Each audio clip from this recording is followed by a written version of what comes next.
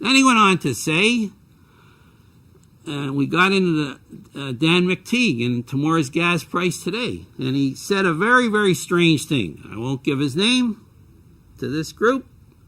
Supposedly he's a senior person there.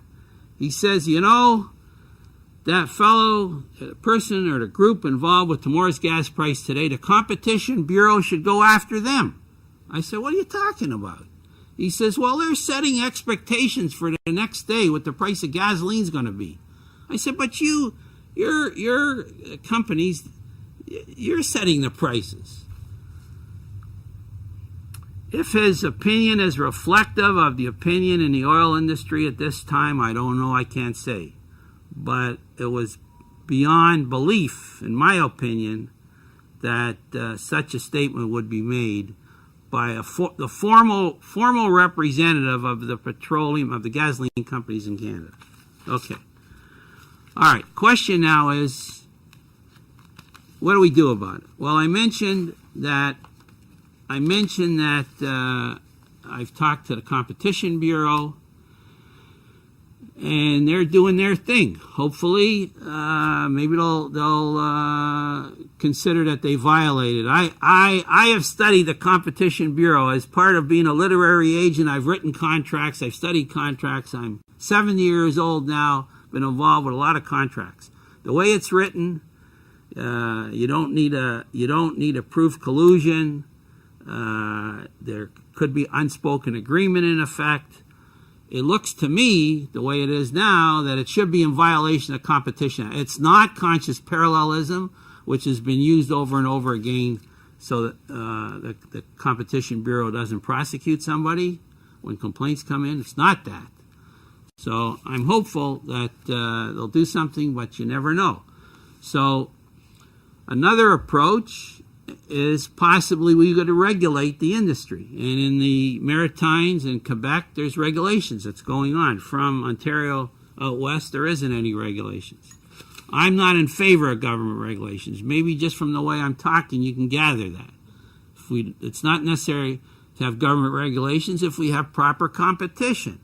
You go shopping anywhere in the world, if you shop from one booth to another, you get the feeling that you've probably got a low enough price that they're making something and you're paying a reasonable price. But that feeling is now gone. And it seems likely that the way, in my opinion, the oil companies are flaunting the fundamental competitive aspect of selling gasoline, that there's room in there for them to be charging more than they should be. And at 12 midnight, in my younger days, when you did something like that, you used to say you'd sit back and light up a cigar, all right, and just relax. By the way, I might tell you, when I went into one station and asked the fellow there, you know, how was it compared to when we had competition and now? He says, oh, now it's terrific. The prices stay the same all day. I don't have to phone head office and somebody comes in and tells me the price down the street's different and this and that. He said, a lot quieter now than it used to be. It's terrific. Okay. There's another approach. And I might say what I'm trying to do with my sign and whatever is to have an awareness, increase the awareness, and maybe be a catalyst for some other action. Okay? So, all right. Another thing that can be done is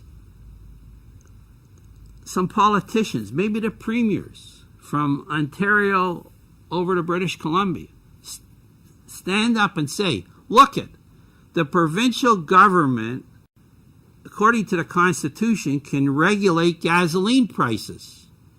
That's part of the Constitution. That's got nothing to do with Ottawa. It's us, right here in the province of Ontario. We can do that. We really don't want to do it, but we can do it. And I'd just like to point out that you're behaving in a way that's exactly equal as if you were phoning each other at night. There's no competition at all among the literally thousands of stations that are using this. They do it by area, by the way. You notice when you go to some other area, it'll be a different price, especially if it's cheaper. Well, of course, you're not going to drive that far. It wouldn't be worth it. So So that's another approach. I've been fortunate enough outside that some of the MPs here in the legislature have come and talked to me, and some of them I've in effect talked to them, and the ones that I've talked to them using it, being kind of polite in that sense, they typically start off by saying, we've looked into this, we've had studies, and I've read the studies, some of the studies that you've done here. There's nothing more anybody could do. That's the way it is. This is how the conversation starts. But as I walk with them, as we're walking towards College Street and across the road, saying, look at it's different now. Now they're setting the identical price at midnight. Now they're covering the kind of points that I made. Without exception, and there's as you know, they're very bright people here. Without exception, no exception, said, Mr. Kaplan, maybe you have a point here. Here's my card, they don't know what to do. One of the ones I talked to, his son, top lawyer, competition law. All right? I wrote him a note, and very big bio. He wrote back, I wish you lots of luck, but I'm dealing with the major oil companies. And I really can't discuss, anything further. What I said to him was, and this is an example of doing something a little more. What I wrote back to him, what I replied to him last night, I said, look, if it's my pleasure, or if you see fit or whatever, if you want to give the information that I just sent you, on some occasion, it's up to you, to the oil companies you're dealing with. Of course, you can do it. Maybe he'll do it. He probably won't, but he just might. And maybe somehow or other they'll voluntarily go back to looking at what their costs are, seeing what the prices are there, what's the competition doing, and set their price completely independent of anybody else. So again, I'm trying to look at some different methods. Maybe somebody has some other ideas, but I'm hopeful that we put a stop to this. I'll just end with a little story here. An example might be, sort of. It's not a parallel. It's not a good analogy, but it's not bad.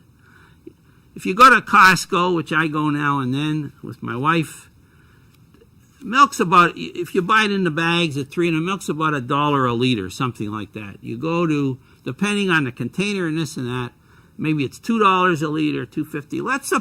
Let's just pretend milk's $3, and it's all priced together. Longos, Metro, Loblaws, Max Milk, everybody, they all got it $3.50, way above what it is today. They set it at that. Let's just pretend, not a perfect analogy. What do we do? What do you do? You pay the $3.50, or jokingly, maybe you get yourself a cow and have it in your backyard or something like that, but I don't think the city would allow that. Anyways, thank you very much. I'm hopeful that maybe some of you will consider some of these words that I said and will do your own action. Maybe some of you will come out and talk to me. You might have some thought in your mind that I didn't address and want to talk to me about it. Because I think, I've been doing this long enough with my friends before I came here, and now here, that I can't find a hole anywhere. They're just totally non-competitive.